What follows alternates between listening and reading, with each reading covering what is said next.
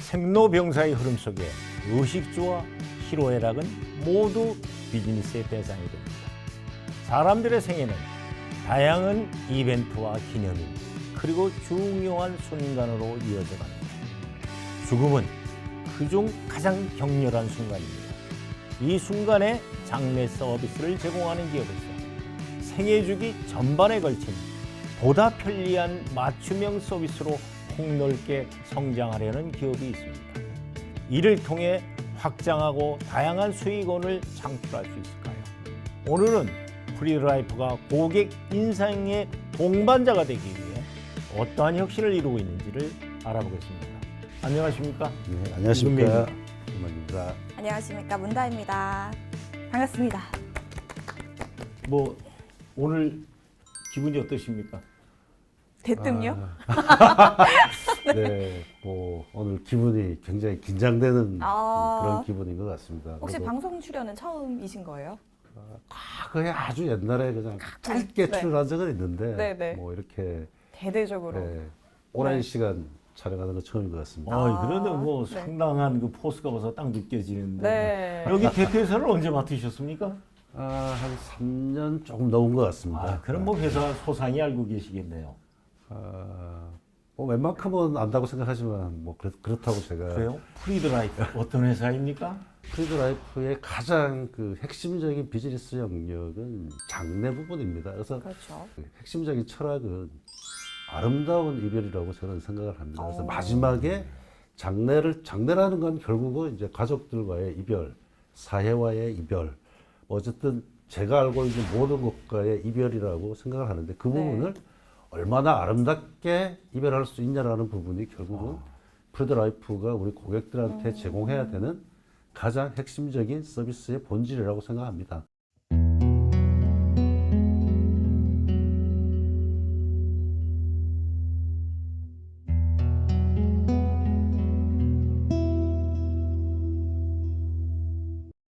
그 과정에서 우리가 아름다운 이별을 하기 전까지 한 개인의 인생을 돌이켜보면 많은 이제 그 이벤트들이 중간중간에 네네. 있다는 거죠.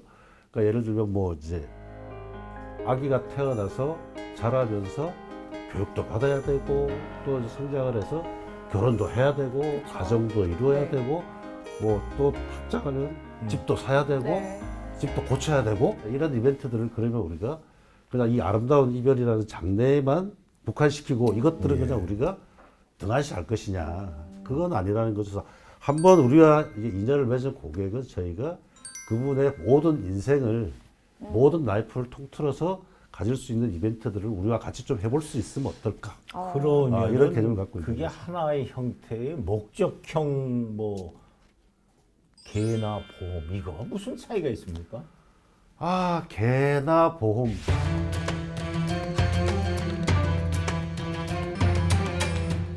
개라는 부분은 사실은 또 얼추 비슷할 수도 있어요. 뭐 반지개도 있고요. 그러니까 전통적으로 보면 사실은 이제 여행계도 있고. 이 상조 산업의 근원이 상부상조입니다. 그렇죠. 이 상부상조의 대표적인 게 이제 개 아니겠습니까? 네. 그래서 개랑은 사실은 어느 정도 비슷한 면이 있지만 이제 일반적으로 개라는 거는 이제 이 개인들이 소규모 단위로 네, 자기들끼리 맞습니다. 이제 이렇게 서로 도와주는 약간 네. 폐쇄적인 그런 형태의 이제 이 상부상조 기법이라면 이 상조 산업이라는 것은 상조 회사라는 것은 불특정 다수인을 대상으로 한 어떤 상품을 저희가 제공을 하고 또 그분들과의 관계를 맺고 또 그분들이 어떤 일을 당했을 때 서비스를 제공하는 이런 좀 더 어떻게 보면 개를 한 수만 배, 수천만 배 확장한 개념이다.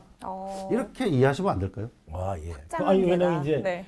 그 시청자나 고객들이 충분히 이해하는 그런 그렇죠. 차이점이 중요하니까요. 네. 네네네. 그런데 이게 규모가 얼마큼 됩니까? 프리드라이프는? 저희가 지금 이제 선수분 규모로 약 한 2조 한 3천억 네. 정도의 규모를 이제 올 상반기 기준으로 네네. 가지고 있다고 보여지고요. 네. 뭐 업계 전체적으로 보면 상조 산업이 약 한 8조 4천억 정도의 선수금 규모를 네. 가지고 있을 겁니다. 그 중에 우리가 한 2조 2, 3천억 정도 네. 가지고 있으니까 저희가 약 한 상조 업계 전체의 한 4분의 1 정도 마켓시어 25% 가지고 있다. 이렇게 이해해도 되나요? 네, 예, 그렇게 보시면 될 겁니다. 여기서 매출은? 네, 잠시만요. 네. 선수금의 개념이 왜 상조회사에서 굉장히 중요한지를 짚고 네. 넘어가겠습니다. 선수금은 말 그대로 고객들이 장래에 발생한 장례나 결혼 등 인생의 중요한 이벤트를 준비하기 위해서 상조회사에 미리 납부하는 금액을 이제 얘기를 하는데요. 아무래도 상조업계의 매출은 어떤 결혼이나 장례 등 서비스 제공 이후의 매출이 잡히기 때문에 실제 선수금 규모가 상조회사의 역량을 확인할 수 있는 가장 중요한 지표다. 이렇게 알려져 있습니다.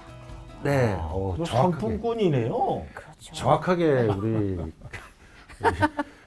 문 진행자님께서 정확하게 알고 계신데요. 이게 네. 선수금은 이제 결국 고객들이 매달 내는 것들을 저희가 이제 모아두는 개념이고요. 네, 네.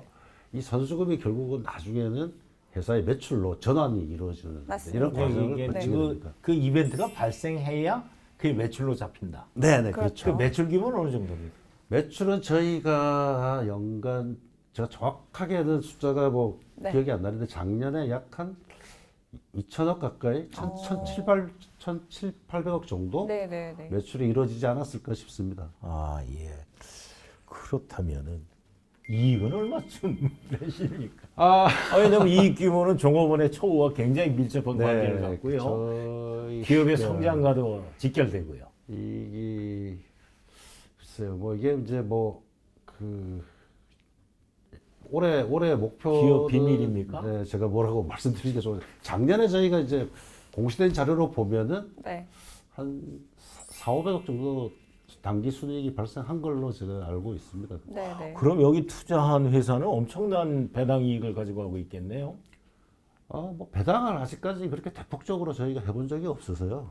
그러니까 뭐 앞으로 이제 어떻게 될지는 잘 모르겠습니다.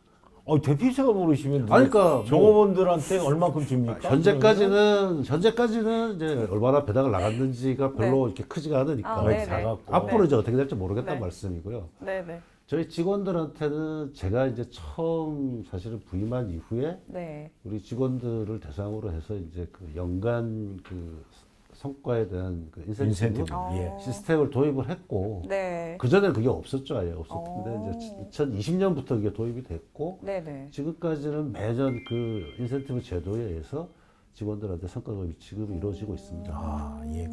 이 종업원 입장에서는 네. 대표이사님이 오시고 나서부터 이게 확 처우가 좋아지고 있다 이런 인상을 줄 수 있겠네요. 그래야 저도 요걸 좀 덜 먹죠. 그러면은 대표님께서 생각하는 프리드 라이프의 내일과 종업원의 내일은 어떻게 이걸 연결을 시켜 주실 겁니까?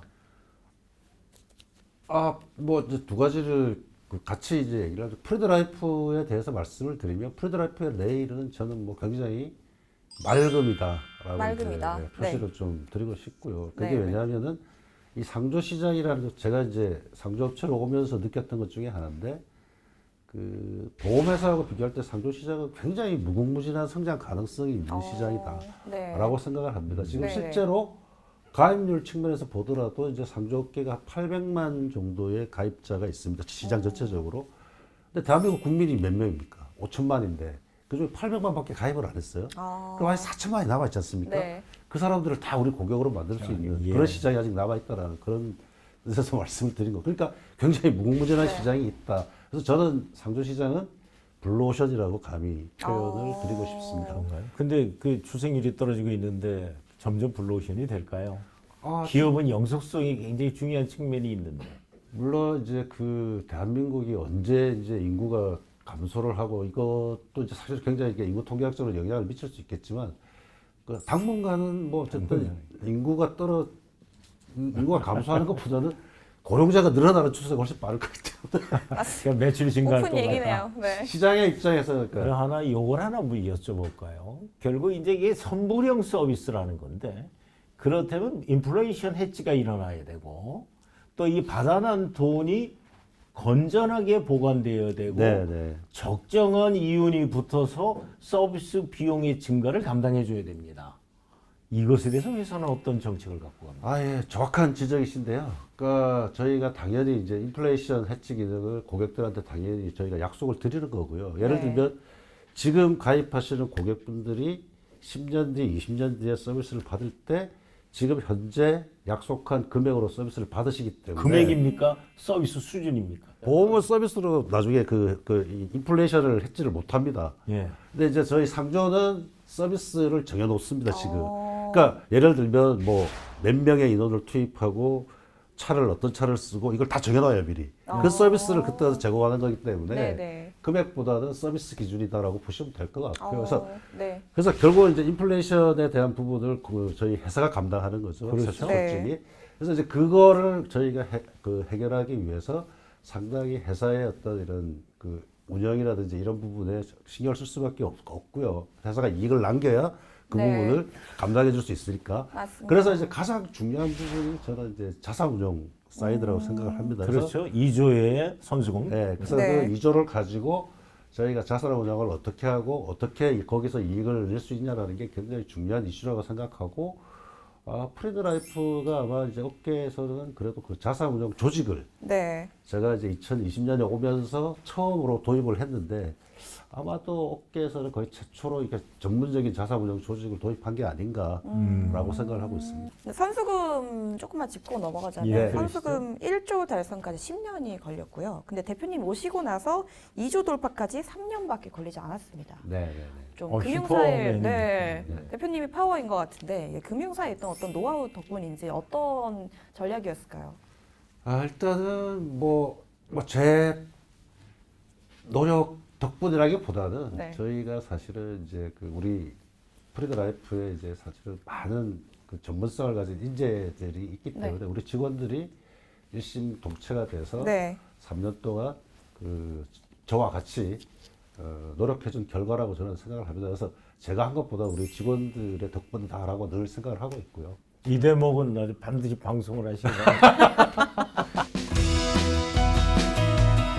그래서 이제 이 다음에는 어떻게 더 잘해주겠다. 그죠, 이 말씀을 거기다 네. 첨언해 주시면. 약속을 이건 하나 해주신다면? 제가 네. 취임사에서도 분명히 이제 말씀을 직원들한테 드렸는데, 어쨌든 회사의 성과가 커지면 커질수록 그 열매에 대해서는, 과실에 대해서는 직원들한테 충분히 저희가 네. 돌아가도록 배분을 하겠다라는 취임사를 제가 직원들한테 한 적이 있습니다. 그래서 네. 그 약속을 어쨌든 저는 제가 프리드라이프에 몸담고 있는 한 네.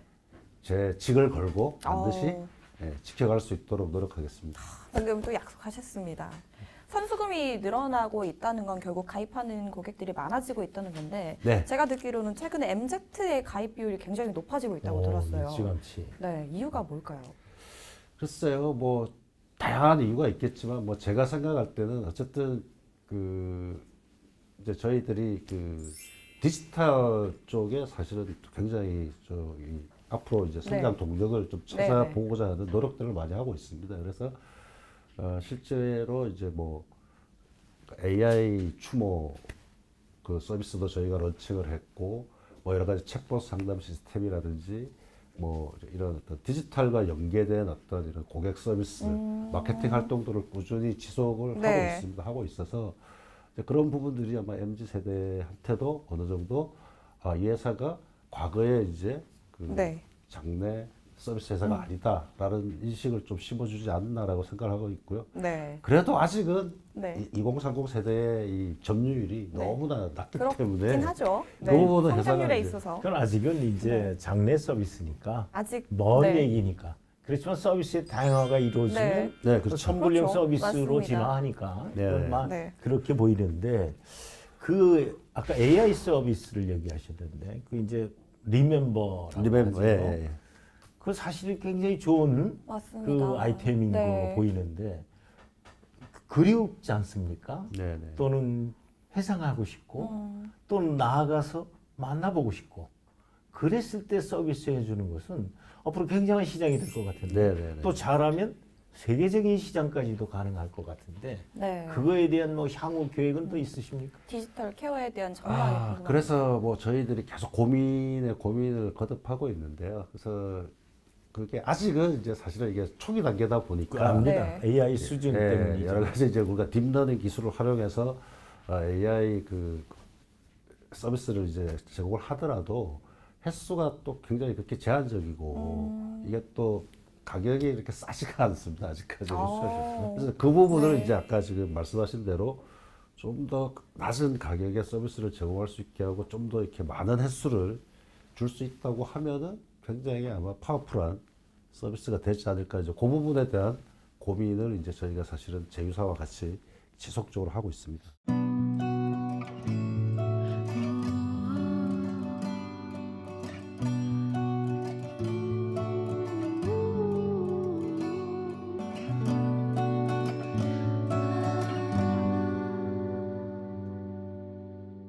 그 아주 이제 조금 더 아주 실무적인 얘기로 들어가서 여기서 얘기하는 그 의전 지도사가 되려면 어떤 과정을 거쳐야 뭐 국가 자격증이 있습니까? 뭐 그걸 하고 싶으면 직업으로서는 장래성이 괜찮습니까? 네, 지금 뭐 사실은 혹시 수입은 얼마 되는지 수입은 이게 이제 그 예민한 질문 개인마다 하시네요. 본인이 이게 사실은 자기의 그 노력한 그럼요. 만큼의 성과가 역량에 돌아오는 따라. 시장이다 네. 보니까 딱 정해져 있는 수입은 없는 것 같고요. 네, 네. 자기가 기본급도 안 줍니까? 기본금은 당연히 어느 정도 있죠. 예. 근데 기본금만 받아가면은 생활이 안 안 되죠. 되겠죠. 예. 당연히. 네네네. 그래서 본인이 노력 여하에 따라서 얼마든지 고임금의 어떤 이런 직종이 될 수도 있고요. 그러니까 실제로 뭐 저희 지도사 중에서도 억대 연봉을 받아가시는 분들도 상당히 계십니다. 상황이 계시니까. 없는 직군이에요. 예, 예, 예. 네. 또 이게 아마 보통 이제 최근에는 또 대학계 장래학과, 장래지도학과 이런 과들이 많이 생겼습니다. 네. 생겨서 저희들이 이제 그쪽 졸업생들로 많이 지금 채용을 하고 있는 상황이고요. 네. 또 장래지도사라는 자격증을 제가 이게 국가 공인 자격증인지 저도 잘 모르겠습니다. 그 지도사 자격증 네. 이 부분은 조금 문제가 있습니다. 확인을 해보겠습니다. 자격증을 취득을 하시고 그 취득하시고 난 뒤에 이제 사실은 어느 정도 그 수습 기간이 좀 필요할 거예요. 네, 그 네. 기간만 거치면은 뭐 누구라도 네. 사실은 도전해 볼 수 있고 누구라도 발을 담글 수 있는 그런 시장이다. 그래서 요즘은 젊은 친구들도 이 장래 지도사를 하는 친구들 꽤 많이 있습니다. 추가적으로 마지막 예. 질문 할게요. 좀 아픈 질문인 것 같은데 이 상조업계에 생보사들이 진출하려고 준비 중입니다. 네, 네. 이제 시장은 말씀하신 대로 한정적이라고 하셨는데 과연 그렇다면 생보사들과 경쟁을 했을 때 어떤 구도가 좀 형성이 될 거라고 보세요? 글쎄요, 뭐 상보사가 실제로 들어오더라도 어떤 방식으로 들어오냐에 따라서 이제 저희하고의 이 경쟁의 모습이 바뀔 것 같은데요. 네, 네. 제가 알기로는 제 생각에는 무턱대고 막 생보사가 진입해가지고는 저희하고 경쟁하기가 어려워질 거예요. 오히려 우리가 네. 생보사가 들어와도 전혀 겁나지 않는 그런 정도의 구조를 가지고 있다. 이게 왜냐하면 이 아까 말씀드렸던 여러 가지 인적 구성이 있잖아요. 네, 특히 네. 이제 의전 지도사, 의전 관리사 이런 이제 의전과 관련돼 있는 이 전문적인 이 인력 구성은 생보사가 하루 이틀에 갖출 수 있는 조직 구조가 아닙니다. 네. 결국은 뭐 네, 네. 시스템과 노하우 네. 그리고 그 바탕을 이루는 사람의 문제 있겠죠. 그렇네요. 네, 네. 네. 그렇지만 하나의 상품으로 본다면 생명보험회사 입장에서나 그쪽에서는 하나의 사망 상품이라고 볼 수 있는 거죠. 병보험처럼. 맞습니다. 네. 그렇기 때문에 의외로 뭐 쉽게 전입이 가능할 수도 있죠. 또 의전 지도서나 그 시스템의 지역 시스템에 대한 장악력이 누가 더 강할 것이냐. 이것이 앞으로 있던 미래의 관건이 되겠네요. 근데 프리드라이프는 자신 있다 이런 얘기시네요. 저희는 뭐 사실은 뭐 누가 오더라도 이 상도 시장에서만큼은 네. 경쟁을 할 수 있다. 하여튼 뭐 라고 체격을 네. 대표이사님 체격으로 보면 뭐 씨름에서 한 방에 삿발을 아, 넘기겠다 그럼요. 이런. 절대 밀리실 것 같지 제가 않습니다. 맷집이 좀 있어가지고. 그렇죠. 오늘 하여튼 이렇게 알겠습니다. 네. 여러 가지 그 말씀을 놓았는데 이제 소비자께서 저 시청자께서 프리드라이프는 상조업계에 대해서 상당히 많은 생각이 있으실 것 같습니다. 네네. 자, 상조업계 앞으로 어떻게 해줬으면 좋겠는지 한 말씀 해주시는 걸로 마감하도록 하겠습니다. 네. 국민들이 사실 고객이니까 우리 시청자분들이나 국민들 또 우리 고객들에게 좀 더 정말 신뢰받고 사랑받을 수 있는 이런 회사로 이제 좀 자리매김을 하기 위해서 나름대로의 노력을 그동안도 해왔지만 앞으로도 꾸준히 그 노력을 지속해야 지금보다는 두세 배 이상의 이 시장 규모를 만들어갈 수 있다고 저는 개인적으로 생각합니다. 그래서 저희들이 꾸준히 어쨌든 이런 소비자 신뢰를 강화시키는 부분에 대해서 우리 고객분들 또 시청자 여러분들께서 꾸준히 좀 지켜봐 주시고요. 그러한 과정에 저희 프리드라이프가 업계의 어떤 여러 가지 그 리딩 컴퍼니로서 역할을 충분히 수행할 수 있도록 당근과 채찍을 잘 주셨으면 좋겠습니다. 감사합니다. 예. 네.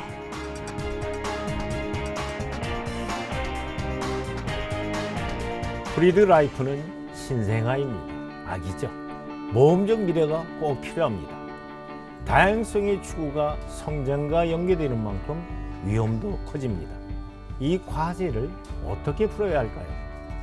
업계 선두권이지만 상조회사의 특성상 선수으로 운영되는 사업 모델이기 때문에 서비스의 지속성은 무시할 수 없는 요소입니다.